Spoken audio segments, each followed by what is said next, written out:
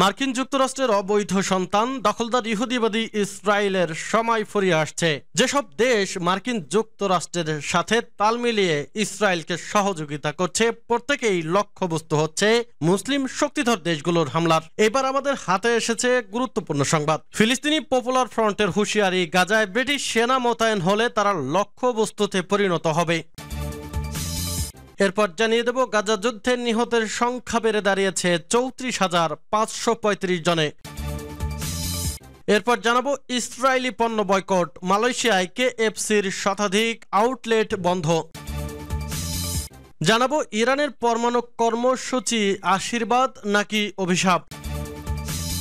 এবং সর্বশেষ জানিয়ে দেব, ইসরায়েলি সেনাবাহিনী মানবাধিকার লঙ্ঘন করছে দাবি যুক্তরাষ্ট্রের। এতক্ষণ শুনছিলেন সংবাদ শিরোনাম, এখন বিস্তারিত। অনুরোধ থাকবে ভিডিওটিতে একটি লাইক দিন, কমেন্টস করে জানিয়ে দিন আপনি কোন জেলা থেকে বা কোথা থেকে এই সংবাদটি শুনছেন। ভিডিওটি শেয়ার করে দিন আপনার ফেসবুক সোশ্যাল মিডিয়ায়। ভিউয়ার্স, আজকের সংবাদের সবথেকে গুরুত্বপূর্ণ বিষয় হচ্ছে দখলদার ইহুদিবাদী ইসরায়েলকে সমর্থন দেওয়ার কারণে মার্কিন যুক্তরাষ্ট্র এবং পশ্চিমারাও এখন ধ্বংসের মুখে। কারণ ফিলিস্তিনি মুসলিমদের স্বাধীন করার জন্য মুসলিম বিশ্বের শক্তিধর দেশগুলো একজোট বেঁধেছে, আর সেই সাথে বিশ্বের পরমাণু শক্তিধর দেশ রাশিয়া, চীন এবং কিম জং উনের দেশ একসাথে পশ্চিমাদের বিরুদ্ধে যুদ্ধে নেমেছে। ইরান ইতিমধ্যেই ইসরায়েল জুড়ে হামলা চালিয়ে ইসরায়েলকে দিশেহারা করে দিয়েছে। সেই থেকেই ইসরায়েল এখন যুদ্ধে হতাশ হয়ে পিছু পা হচ্ছে। এরপরেই হুঙ্কার দিচ্ছে তুরস্ক। সব মিলিয়ে ইসরায়েলের সময় ফুরিয়ে আসছে। ইনশাল্লাহ ফিলিস্তিন অচিরেই স্বাধীন মুসলিম রাষ্ট্রের স্বীকৃতি পাবে আর লেজ গুটিয়ে পালাবে ইসরায়েল। এতে আপনার মতামত কি? কমেন্টস করে লিখে জানান। গাজায় ব্রিটিশ সেনা মোতায়েন হলে তারা লক্ষ্যবস্তুতে পরিণত হবে। ফিলিস্তিনের popular front for the liberation of Palestine সতর্ক করে বলেছেন, যদি গাজা উপত্যকায় ব্রিটিশ সেনা মোতায়েন করা হয় তাহলে তাদেরকে লক্ষ্যবস্তুতে পরিণত করা হবে। সামা নিউজের তথ্য অনুসারে PFLP এক বিবৃতিতে বলেছে, গাজা উপত্যকার ভূমি অথবা উপকূল জুড়ে ব্রিটেন কিংবা যে কোনো দেশকে সেনা মোতায়েনের ব্যাপারে সতর্ক করা হচ্ছে। গাজা উপত্যকায় ব্রিটিশ সেনা মোতায়েন করার পরিকল্পনা নেওয়ার কারণ হচ্ছে তাদের উপনিবেশবাদী চিন্তা ভাবনা এবং দখলদার ইসরায়েলের নিরাপত্তা দেওয়া। PFLP তাদের ওই বিবৃতিতে বলেছে, যেসব দেশ আমাদের জনগণকে সাহায্য করতে চায় তাদেরকে প্রথমে ইসরায়েলি সেনাদের হামলা থামানোর জন্য চাপ সৃষ্টি করতে হবে, অবরোধ ভাঙতে হবে এবং গাজার লোকজনের তত্ত্বাবধানে সমগ্র গাজা উপত্যকায় ত্রাণ সামগ্রীর অবাধ প্রবেশাধিকার দিতে হবে।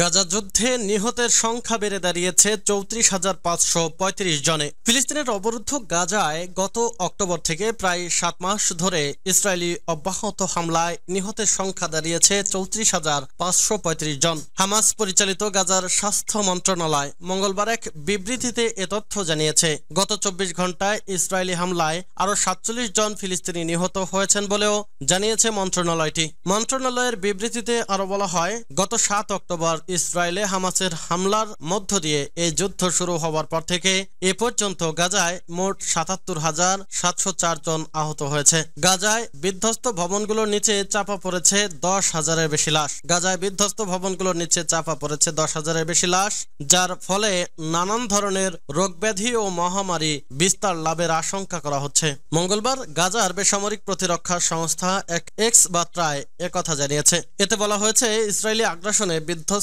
হয়েছে গাজার শত শত ভবন। এসব ভবনের ধ্বংসস্তূপের নিচে চাপা পড়ে নিখোঁজ রয়েছে 10,000-এর বেশি ফিলিস্তিনি। তাদের লাশ থেকে নানান ধরনের রোগ ব্যাধি ও মহামারী বিস্তার হতে শুরু করেছে। বিশেষ করে গ্রীষ্ম শুরু হয়ে যাওয়া এবং তাপমাত্রা বৃদ্ধির কারণে লাশের দ্রুত পচন ধরে যাচ্ছে। ইসরায়েলি পণ্য বয়কট, মালয়েশিয়ায় KFCর শতাধিক আউটলেট বন্ধ। মালয়েশিয়ায় সাময়িকভাবে 100টির বেশি আউটলেট বন্ধ করে দিয়েছে মার্কিন ফাস্টফুড চেইন KFC। গাজায় চলমান যুদ্ধের কারণে ফিলিস্তিনের পক্ষে বয়কটের জেরে বিশ্বজুড়ে মার্কিন সংশ্লিষ্ট ব্যবসাগুলো এমন পরিস্থিতির মুখোমুখি হয়েছে। সোমবার মিডিয়া রিপোর্টে একথা জানানো হয়। গত বছরের 7 অক্টোবর থেকে ফিলিস্তিনি অবরুদ্ধ ছিটমহল গাজায় ইসরায়েলি হামলার পর তেল আবিবকে মার্কিন সমর্থনের প্রতিবাদে বয়কটের ডাক দেওয়ার পর কেএফসিকে মালয়েশিয়া জুড়ে তার কার্যক্রম কমাতে হয়েছিল। স্ট্রেইটস টাইমস সোমবার একটি স্থানীয় চীনা ভাষার সংবাদপত্রের উদ্ধৃতি দিয়ে জানায়, মালয়েশিয়ায় কেএফসি ফাস্ট ফুড ফ্র্যাঞ্চাইজের মালিক এবং পরিচালনা করে কিউএসআর ব্র্যান্ডস। তারা দেশব্যাপী 108 আউটলেট স্থগিত করেছে।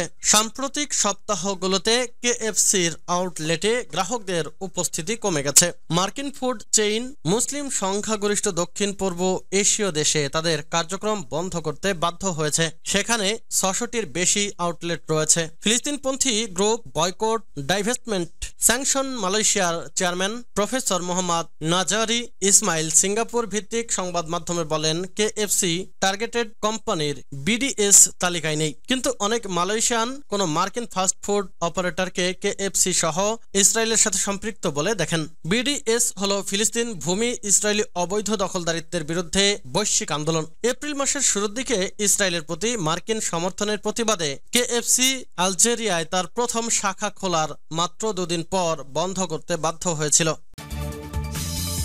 ইরানের পরমাণু কর্মসূচি আশীর্বাদ নাকি অভিশাপ? The world will remember this day. পরমাণু বোমার জনক হিসেবে পরিচিত ডক্টর জে রবার্ট ওপেনহেইমারের এমন স্বীকৃতি বিশ্ববাসী স্মরণ করছে ভিন্নভাবে। 1945 সালের 6 আগস্ট জাপানের হিরোশিমায় পরমাণু বোমা ফেলার মধ্য দিয়ে মানব সভ্যতার ইতিহাসে যে জঘন্যতম ঘটনা সংগঠিত হয় তার স্মরণে সারা বিশ্বে পালিত হয় হিরোশিমা দিবস। এবছর সেরা ছবি সহ 7 বিভাগে অস্কার জেতা পরিচালক ক্রিস্টোফার নোলানের ওপেনহেইমার্স কল্যাণে বিশ্ববাসী আরো ভালোভাবে জেনেছেন বিশ্ব রাজনীতিতে নিরঙ্কুশ ক্ষমতা অর্জনের ক্ষেত্রে পরমাণু বোমার গুরুত্ব কতখানি, জেনেছেন এই গণবিধ্বংসী অস্ত্র অর্জন করতে কতটা কাঠখড় পোহাতে হয়। পরমাণু বোমার এমন জনবিধ্বংসী ভূমিকার প্রেক্ষাপটে গত 21 এপ্রিল ইসরায়েলি সংবাদ মাধ্যম জেরুজালেম পোস্টের এক সংবাদ শিরোনামে বলা হয়, ইরান এরপর আঘাত আসতে পারে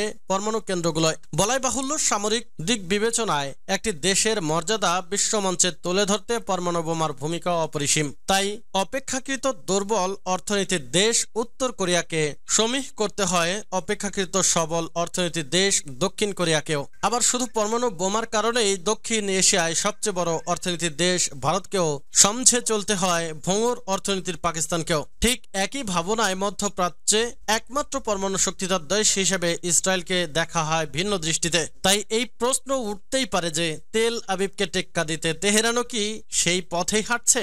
আবার ইরানের দীর্ঘদিনের পরমাণু কর্মসূচি দেশটির জন্য আশীর্বাদ নাকি অভিশাপ? এমন প্রশ্ন জাগাও অস্বাভাবিক নয়। ইতিহাস ঘাটলে দেখা যায় ইরানের পরমাণু কর্মসূচি শুরু সেই 1950 এর দশকে। উপসাগরীয় দেশটির পরমাণু কর্মসূচির ধারাবাহিকতা নিয়ে গবেষণা প্রতিষ্ঠান ইউনাইটেড স্টেট ইনস্টিটিউট অব পিসের প্রতিবেদনে বলা হয়, পৃথিবীতে আরো কোনো দেশ যেন সভ্যতা বিনাশকারী পরমাণু বোমা তৈরি না করে। তাই হিরোশিমা ও নাগাসাকিকে ধ্বংসের পর যুক্তরাষ্ট্র ঘোষণা দেয় শান্তির জন্য পরমাণু কর্মসূচির। 1957 সালের 5 মার্চ এই কর্মসূচির অংশ হিসেবে ওয়াশিংটন ও তেহরান বেসামরিক পরমাণু সহযোগিতা চুক্তি সই করে। চুক্তি অনুসারে ইরানকে কারিগরি সহায়তা ও পরিশোধিত ইউরেনিয়াম সরবরাহ করে যুক্তরাষ্ট্র। এরপর 1959 সালে যুক্তরাষ্ট্র ও যুক্তরাজ্যের ঘনিষ্ঠ মিত্র ইরানের শাসক শাহ মোহাম্মদ রেজা পাহলভি তেহরানে পরমাণু গবেষণা কেন্দ্র গড়ে তোলেন। 1967 সালে যুক্তরাষ্ট্র তেহরান পরমাণু কেন্দ্রে প্রথম গবেষণা রিঅ্যাক্টর পাঠায়। 5 মেগাওয়াট বিদ্যুৎ উৎপাদনে সক্ষম সেই রিঅ্যাক্টরটি এখনও কার্যকর। United states institute of piece এর তথ্য বলছে 1968 সালের 1 জুলাই ইরান পরমাণু নিরস্ত্রীকরণ চুক্তিতে সই করে। 1970 সালের ফেব্রুয়ারিতে দেশটির পার্লামেন্ট চুক্তিটির অনুমোদন দেয়। এর অধীনে ইরানের ইউরেনিয়াম সমৃদ্ধকরণ আন্তর্জাতিক অঙ্গনে বৈধতা পায়। 1974 সালের 15 মে ইরান জাতিসংঘের আন্তর্জাতিক পরমাণু শক্তি এজেন্সির সঙ্গে পরমাণু নিরাপত্তা চুক্তি করে। সেই চুক্তির মাধ্যমে আইএইএ ইরানের কেন্দ্রগুলোর শান্তিপূর্ণ কাজে পরমাণু গবেষণা করছে কিনা তা পরিদর্শনের অনুমতি পায়। সেই বছরের নভেম্বরে তৎকালীন পশ্চিম জার্মানি ইরানের বুশেহরে 1200 মেগাওয়াটের লাইট ওয়াটার রিঅ্যাক্টর নির্মাণে রাজি হয়। নির্মাণ কাজ শুরু হয়েছিল 1975 সালের আগস্টে।